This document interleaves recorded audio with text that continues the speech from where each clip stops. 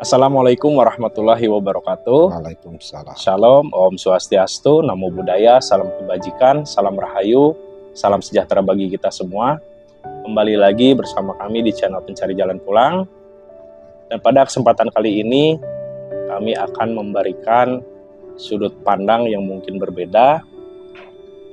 Dan di sini kami tidak berusaha untuk meyakinkan sesuatu, bukan juga paling tahu, bukan juga paling ngerti, tapi di sini kami akan menemani untuk tumbuh bersama, melihat dari perspektif yang subjektif, yang mudah-mudahan dapat memperkaya dan memberikan sebuah puzzle-puzzle yang sebelumnya mungkin nggak tahu atau nggak kepikiran. Baik, untuk diskusi yang akan kita bahas di video kali ini adalah mengenai fitnah Dajjal. Menurut Bang Teja, apa yang dimaksud dengan fitnah Dajjal yang dimaksud? Baik, terima kasih Bang Denny kesempatannya. Menurut pandangan saya, yang dimaksud dengan fitnah Dajjal adalah fitnah yang supaya terkena fitnah itu semakin hidup kenafsuannya. Oke. Nafsu itu kan banyak ya. Ya. Nafsu, keinginan, angan-angan, cita-cita, ya pokoknya yang isinya keduniawian. Gitu kan. Sehingga orang-orang yang terkena fitnah tersebut, mereka mempertuhankan dunianya. Gitu kan. Sedangkan untuk kembali pulang itu kita harus mempertuhankan Allah, bukan mempertuhankan dirinya sendiri, yang dimana dirinya sendiri itu banyak keinginan, ego, harapan, intinya menuhankan diri lah. Gitu kan. Supaya kita supaya kita itu makin lupa akan Tuhannya. Makanya Dajjal itu dikiaskan dengan mata satu, gitu kan. Supaya manusia-manusia itu jadi mata satu. Mata satu itu yang mereka hanya punya pandangan secara indrawi saja, dunia saja gitu. Pandangan secara zahir dunia saja yang mereka lihat secara nyata gitu. Tanpa mereka tahu bahwa ada mata rohani yang harus mereka hidupkan, yang harus mereka aktifasi, yang harus mereka fokuskan. Karena sebenarnya ruhani itulah yang nanti akan melanjutkan perjalanan hidupnya. Kalau jasmaninya yang mereka pertuhankan duniawinya itu paling banter berapa tahun sih umurnya gitu. Begitu 70 tahun atau 50 tahun meninggal ya hilang itu semuanya gitu kan. Padahal ruhaninya yang akan melanjutkan. Makanya si mata ruhaninya kalau tertutup gak hidup dari sekarang gitu kan. Mereka gak akan tahu jalan pulang, gak akan innalillahi. Otomatis itulah otomatis itu dampak yang akan terjadi kepada orang yang terkena fitnah. Adapun metode-metodenya atau cara-caranya Dajjal memberikan fitnah tersebut ya dengan kesadaran saat ini, dengan apa yang orang-orang lihat pada kesadaran mereka saat ini. Mungkin sekarang salah satunya dengan melalui gadget, melalui internet. Contohnya kita kayak nonton film. Nah, kita itu terbawa, dimensi kita itu terbawa ke dalam situasi dalam film tersebut. Terpengaruh. Sehingga kita timbul reaksi. Dan tidak jarang terkadang terbawa ke dalam kehidupan kita sehari-hari. Contoh di film, misalkan film yang banyak ramai itu sekarang kayak film-film Korea, drama Korea, sehingga kita mengikuti budaya mereka. Karena di sana tuh budayanya seperti ini loh, kita jadi mengikuti tanpa kita sadari, tanpa kita ketahui bahwa itu tuh sebenarnya merubah hidup kita, merubah proyeksi kita, mengubah tujuan kita gitu. Jadi hilang dari jati diri sendiri, benar, jadi hilang gitu tanpa kita sadari. Itu menurut pandangan kami ya, pandangan saya gitu. Itu sudah terkena fitnahnya gitu. itu sudah terbawa gelombangnya. Si orang itu tuh terus aja nonton film-film seperti itu gitu kan. Ya saya bukan maksudnya bukan menganggap negatif film itu gitu kan. Ada film yang justru membawa kita ke jalur yang positif, yang membawa ke jalur yang negatif. Itu sih tergantung gimana kitanya gitu kan dalam menyikapi itu gitu kan. Kalau ya saya juga suka nonton film, cuman kan setelah saya belajar di sini gitu loh, selama film itu membangunkan kita supaya kita bisa belajar untuk ke dimensi kesadaran yang lebih tinggi melalui metodologi ke alam metafisika dengan tarekat itu loh, selama film itu mengarahkan kita untuk bagaimana saya bisa pulang, bagaimana kita perjalanan saya setelah saya nanti mati, itu kan salah satu trigger supaya kita itu mau berusaha untuk mencari jalan pulang. Ya.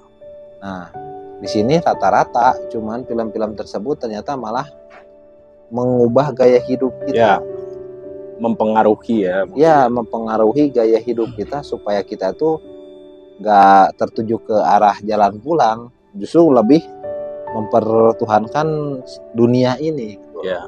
Yang sementara dunia ini kita ketahui tidak kekal. Ya.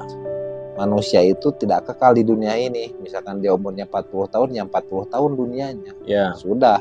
Sementara rohaninya mau kemana? Ya. Itu Bang Denny. Mungkin fitnah menurut saya. Ya, salah satu fitnahnya saya pernah melihat gitu Bang Teja. Salah satu artis lah ya, yang perannya itu galak. Ya galak lah gitu ya, salah satu perannya. Terus ada ibu-ibu yang suka nonton filmnya jadi terbawa suasana di film tersebut, jadi pas begitu ketemu dengan realitanya, ketemu dengan si artis tersebut jadi marah-marah gitu, padahal kan aslinya nggak begitu gitu. Dosa apa itu artis? Iya, dosa apa itu, gitu kan. Tanpa disadari si ibu itu sebenarnya sudah terbawa gelombang kesadaran, ya, ke alam bawah sadarnya. Mungkin itulah salah satunya fitnah ya. Betul gitu. Salah satu fitnahnya ya, secara perlahan sedikit demi sedikit, karena fitnah itu sangat luar biasa tingginya, kita pun terkadang tidak menyadari. Ya. Gitu loh. Bahwa kita tuh, si ibu itu tuh sampai bertindak buruk kepada si artis itu karena dia saking terbawanya akhirnya dia jengkel. Ya. Pada si artis yang memerankan peran antagonis di film tersebut, ya, gitu kan. Makanya di sini katakanlah kondisi si ibu itu tuh mata yang satunya lagi tertutup. Ya. Dia hanya melihat mata panca indera dunianya saja. Ya. Jadi mungkin yang dimaksud Dajjal matanya satu itu adalah simbol atau kias saja mungkin ya. Menurut kami seperti itu gitu kan, pandangan. Bisa dibilang kias ya. Itu kias-kiasan gitu kan. Ya kalau ini berbicara secara hakikatnya ya gitu, bukan berbicara secara. Tapi betul kalau kita pikir secara logika Bang Teja.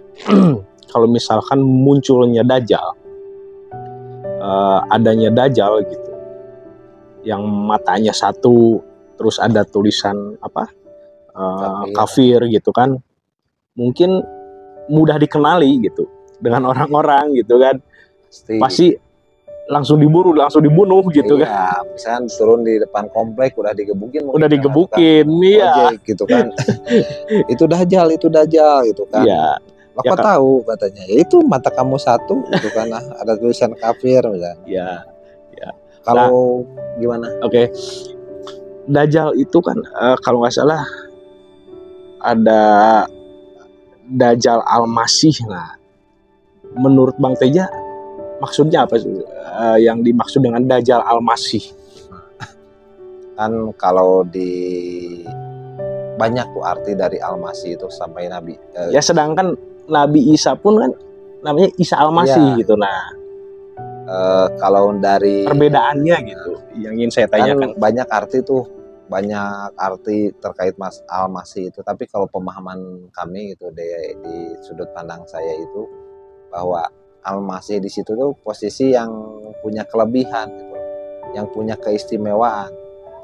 Contohnya misalkan Nabi Isa itu punya kelebihan untuk menyembuhkan orang sakit. Ya. Dajjal pun sama, Ya. menyembuhkan orang sakit. Ya. Cuman proyeksinya Dajjal untuk menjauhkan manusia kepada Tuhan, Nabi Isa itu untuk mendekatkan manusia kepada Tuhan. Tujuannya yang berbeda, tapi katakan kesaktiannya lah, kalau dibilang kesaktian, itu kesaktiannya sama, Ya. tapi berbeda tujuannya gitu, untuk menjatuhkan dan ini untuk menaikkan gitu. Jadi positif negatif lah ya. Iya, positif negatif gitu kan. Baik. Menurut Bang Teja kan tadi yang dimaksud dengan Dajjal itu adalah sihir atau gelombang yang mempengaruhi kepada kehidupan manusia gitu, sehingga kita terbawa dengan suasana tersebut gitu. Nah, mungkin bagaimana cara menghadapi Dajjal gitu dengan perspektif yang barusan Bang Teja jelaskan gitu, untuk menghadapinya supaya tidak mudah terpengaruh, tidak mudah terbawa suasana gitu dengan gelombang-gelombang yang dimaksud fitnah Dajjal gitu. Ya memang itu sangat sulit, tentunya sangat sulit, sampai Nabi juga kan menceritakan, meriwayatkan sangat luar biasa sekali fitnahnya itu. Cuman kalau kita berpikir logis lah gitu, berpikir nalar, bahwa tujuan Dajjal itu supaya menghidupkan nafsu kita gitu, mendominasikan nafsu-nafsu manusia gitu kan, supaya hidup makin membesar nafsunya gitu, supaya kan? Liar ya, supaya liar dengan apa yang mereka lihat di alam yang nyata seperti ini gitu. Sedangkan hakikatnya manusia itu justru dalam pandangan tasawuf itu kita itu harus meniadakan, harus menyadari bahwa alam yang nyata ini adalah fata morgana. Kan susah tuh, yang ini nyata harus dianggap fata morgana. Kalau Dajjal mah masih relate gitu, masih ya ini nyata, memang ini nyata, kamu sakit saya sembuhkan misalkan ya, biasanya seperti itu. Tapi kita yang di alam nyata itu harus belajar supaya untuk mencapai kesadaran yang lebih tinggi, yang mana untuk bisa stay tune atau bisa naik tetapi kesadaran yang lebih tinggi, supaya bisa naik itu kita harus melalui metodologi yang sebelumnya saya jelaskan, bahwa supaya kita bisa naik ke alam kesadaran ruhani itu kita harus mengikuti metodologi yang waris gitu. Dimana yang disebut kami jelaskan itu adalah torikoh gitu.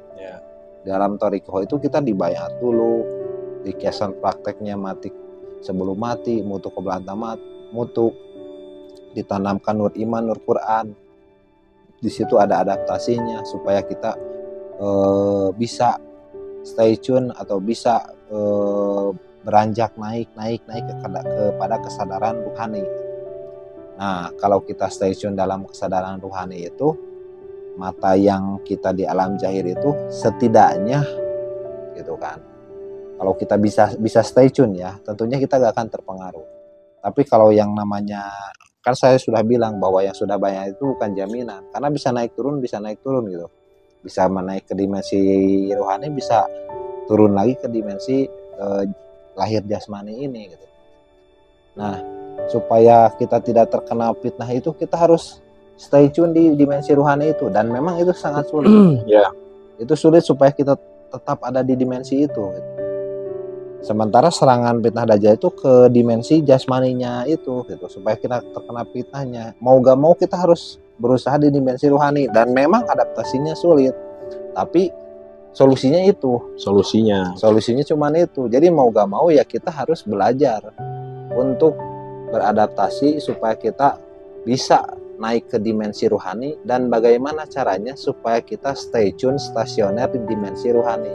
Kalau kita stay tune di dimensi itu, kita tidak akan terpengaruh oleh fitnah-fitnah di alam jasmani yang disebarkan oleh fitnah Dajjal gitu. Iya. Karena Dajjal itu pengen kita itu terkena fitnah di alam jasmani supaya kita turun ke alam bawah sadar gitu.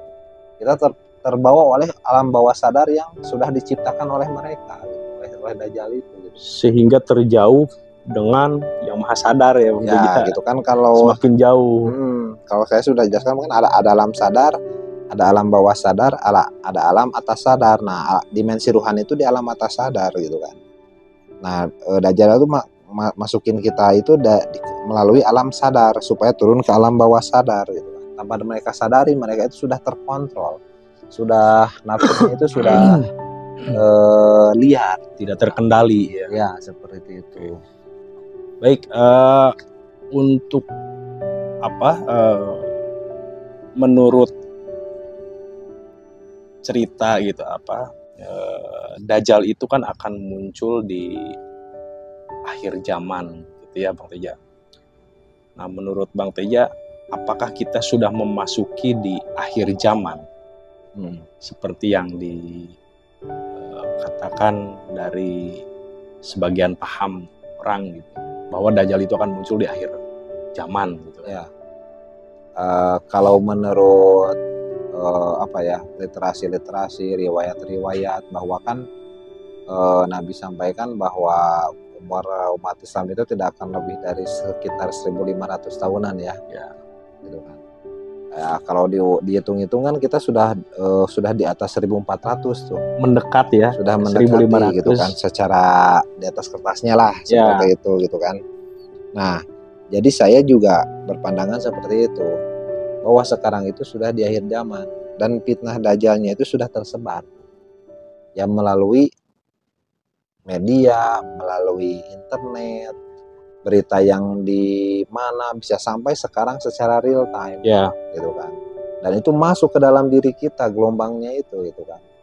Padahal yang nyata itu yang saat ini kita ini loh, misalnya Bang Denny nyata bagi saya sekarang gitu kan. Tapi yang lagi main bola di luar negeri, walaupun sekarang real time di TV, tapi bagi kita itu sebenarnya nggak nyata gitu kan. Di sana nyata bagi mereka, di sini nyata bagi saya gitu loh. Inilah kenyataan yang sesungguhnya nyata gitu. Seperti itu. Jadi bagi saya dengan Bang Rene sekarang ini fisika. Tapi yang main bola di stadion di luar negeri saat ini adalah metafisik bagi saya gitu kan. Tapi yang fisik itu ya kita ini di sini gitu kan. Mereka itu metafisik bagi saya dan saya metafisik bagi mereka gitu loh. Nah itu untuk kesadarannya itu harus ditingkatkan. Ya melalui metodologi itulah fase-fase kita belajar beradaptasi supaya kita stay tune di kesadaran yang lebih tinggi. Ya memang ya sulit gitu kan. Ya kita sama-sama belajar lah. Ya betul ya. Mungkin ada lagi yang ingin disampaikan mengenai fitnah Dajjal. Silakan. Mungkin kesimpulannya dari fitnah Dajjal itu bahwa menurut pandangan saya bahwa fitnah Dajjal itu adalah fitnah yang berusaha supaya manusia turun ke alam bawah sadar yang mereka mengikuti sesuai hawa nafsunya gitu kan. Mereka menuhankan dunia tanpa mereka sadari gitu kan. Tanpa mereka sadari bahwa dunia itu hanyalah sementara. Di sini saya hanya berbagi informasi, berbagi pendapat lah gitu kan. Dan supaya kita bisa katakanlah terhindar atau berusaha bisa menghalau seperti itu, kita harus berusaha naik ke alam atas sadar, yaitu alam kesadaran rohani, yang mana ada prosesnya, ada adaptasinya, ada metodologinya. Metodologinya itu ada di dalam Toriko gitu kan. Boleh teman-teman kan buktikan sendiri gitu kan. Dan katakanlah ya omongan saya tetap omong kosong kalau tidak dibuktikan ya. Karena saya juga seperti itu dulu awalnya gitu kan. Saya gak mau dulu menilai sebelum saya membuktikan. Kalau saya langsung menilai sebelum membuktikan ya Itu omong kosong menurut saya. Akhirnya saya mau berusaha membuktikan dan memang terjadilah pengalaman-pengalaman secara empiris gitu. Betul. Nah, makanya fitnah Dajjal itu sungguh pasti sangat-sangat luar biasa dan mungkin dan tentunya akan sangat sulit dihindari kecuali kita bisa terus berusaha mencoba untuk naik ke alam Meningkatkan kesadaran ya. yang lebih tinggi gitu. Betul. Mungkin itu saja Bang. Mohon maaf kalau ada salah kata atau bagaimana. Ini murni hanya diskusi, berbagi pendapat, berbagi informasi pemahaman yang mungkin ada baiknya boleh diambil ya, kalau yang buruknya jangan diambil. Betul. Baik, mungkin itu saja yang dapat kami sampaikan video kali ini. Semoga bermanfaat dan mohon maaf apabila ada perkataan yang kurang berkenan. Wabillahi taufiq wal hidayah, waridho wa inayah, ilahi anta maksudi waridho kamatubi. Assalamualaikum warahmatullahi wabarakatuh. Waalaikumsalam warahmatullahi wabarakatuh.